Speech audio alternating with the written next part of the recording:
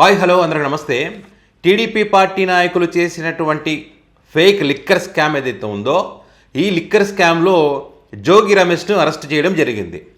So జోగి రమేష్ను arrest చేసినటువంటి సందర్భంగా హైకోర్టులో కీలక పరిణామాలు చోటు చేసుకున్నాయి.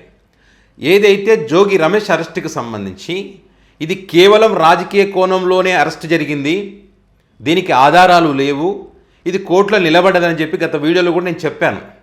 జోగి రమేష్ గారు కూడా నేను ఏ తప్పు చేయలేదు, నిజంగా నేను తప్పు చేశానని చెప్పి మీరు భావించి ఉంటే కనుక సిబిఐ ఎంక్వైరీ వేయొచ్చు కదా అని చెప్పి సవాలు కూడా విసిరాడు. మరి అందులో భాగంగానే అంటే సిబిఐ ఎంక్వైరీ వేయాలని చెప్పి కోర్టును ఆశ్రయించినటువంటి తరుణంలో జోగి రమేష్ని అరెస్ట్ చేయడం జరిగింది. సో వాటికి సంబంధించి ఏపీ హైకోర్టులో వాదనలు వినిపించడం జరిగింది. ఇటు పొన్నవోలు సుధాకర్ రెడ్డి గారు సక్సెస్ అయ్యారని చెప్పొచ్చు ఈ విషయంలో. ఏమిటి ఇక్కడ అంటే జోగి రమేష్ అరెస్ట్ అనేటువంటిది రాజకీయ కోణంలో జరిగింది. ఇక్కడ అద్దెపల్లి జనార్దన్ రావు అరెస్ట్ కాకముందు జోగి రమేష్ ప్రస్తావనే లేదు. మరి అరెస్ట్ అయిన తర్వాత మరి ఎవరి ఆధ్వర్యంలో తీశారో ఏం చేస్తారో అనుమానాలు పెంచే విధంగా అద్దెపల్లి జనార్దన్ రావు యొక్క వీడియోను బయటికి రిలీజ్ చేయడం జరిగింది. ఆ వీడియోనే అనుమానాలు పెంచుతూ ఉంది. ఇక్కడ బలవంతంగా చేసి ఉన్నారనేటువంటిది ఆ వీడియో చూస్తే ఎవరికైనా అర్థమవుతుందనే విషయాలు కానీ, ఆ వీడియోలో ఆయన జోగి రమేష్ పాత్ర ఉందని చెప్పిన తర్వాత జోగి రమేష్ను అరెస్ట్ చేయడం జరిగింది. అంటే ఇక్కడ ఆధారాలు లేవు, ఆ వ్యక్తి చెప్పాడని మాత్రమే అరెస్ట్ చేశారు. సో ఈ తరుణంలోనే జోగి రమేష్ సిబిఐ ఎంక్వైరీ వేయాలని చెప్పి కోరినటువంటి పరిస్థితి. సో మరి ఎందుకని సిబిఐ ఎంక్వైరీకి ఆదేశాలు ఇయ్యలేదు, సిట్టుతోనే ఎందుకు విచారణ చేపిస్తూ ఉన్నారు అంటే ఇక్కడ విచారణ పారదర్శకంగా జరగాలి అంటే, కుట్ర కోణాలు లేకుండా ఉండాలి అంటే ఖచ్చితంగా వీళ్ళ ఆధీనంలో ఉన్నటువంటి పోలీసులు కానీ సిట్ అధికారులు కానీ ప్రభుత్వ పెద్దలు చెప్పినట్టుగా వింటున్నారనేటువంటి ఒక ప్రస్తావన ఉంది కాబట్టి, ఒక చర్చ ఉంది కాబట్టి అక్కడ ఏదైతే జోగి రమేష్ కోరుకున్నారో సిబిఐ ఎంక్వైరీ వేయొచ్చు కదా అనేటువంటి వాదనలు వినిపించడం జరిగింది. ఇక్కడ ప్రభుత్వం నుంచి ఏజ్ ఏమంటారో దమ్మలపాటి గారు ఏమంటారంటే ఇక్కడ ఆల్రెడీ నిందితుడిని అరెస్ట్ చేయడం జరిగింది ఒక వ్యక్తి ఇచ్చినటువంటి వాంగ్మూలంతో.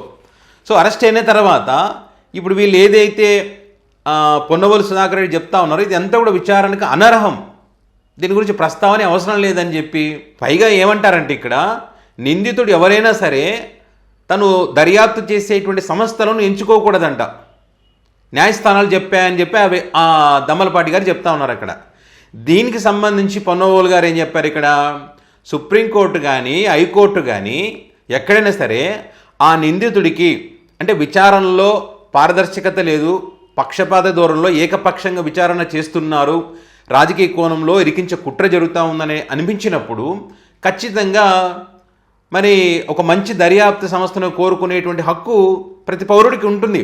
ఆ పౌరుడి హక్కుకు భంగం కలిగితే ఖచ్చితంగా న్యాయస్థానాలను ఆశ్రయిస్తాడు, అది సుప్రీంకోర్టే చెప్పింది కదా.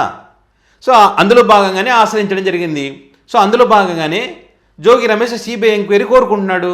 నిజంగానే ఇక్కడ తప్పు చేశారని మీరు భావిస్తే జోగి రమేష్ తప్పు చేసినట్టుగా మరి సిబిఐ ఎంక్వైరీ వేపిస్తే తప్పేముంది, నిజమేదో అబద్ధమేదో బయటకు వస్తుంది కదా, ఎందుకని వెనుకడుగు వేస్తున్నారు?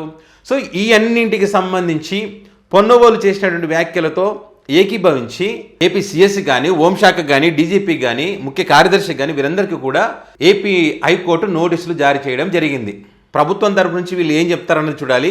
సో ఇవన్నీ పరిశీలిస్తున్నప్పుడు ఒక రాజకీయ కుట్ర కోణంలోనే జోగి రమేష్ని అరెస్ట్ చేశారు.